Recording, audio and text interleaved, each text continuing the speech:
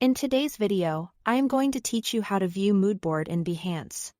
If you are organizing inspiration or gathering references for a project, Moodboards are a great way to keep everything curated in one place.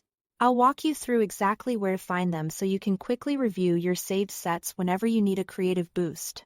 First, open Behance and log in to your account. Make sure you are signed in with the account that holds your Moodboards. If you are on a desktop browser, you'll see the main navigation at the top of the page.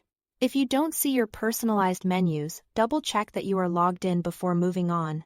Once you are in, look to the top right corner of the screen for your profile picture. This is your avatar, and it serves as the gateway to your account-specific options. Click on that profile picture to reveal a drop-down menu with several choices related to your profile and settings. From the drop-down, select Profile. This takes you to your public-facing profile page, where your projects, activity, and saved collections are organized. Give the page a second to load fully so all the tabs are visible along the top navigation bar of your profile. You'll see a row of tabs. Look for the one labeled Moodboards and click it. This is the dedicated area where Behance displays all of your curated sets.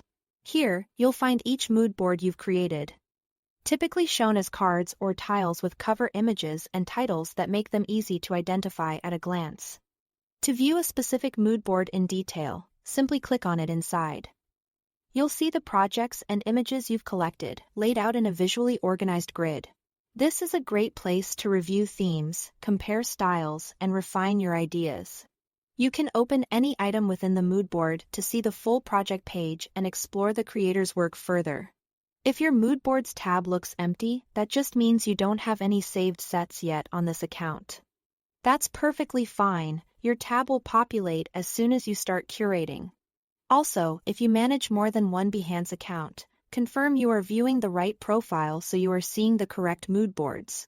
That's all there is to it. Thanks for watching.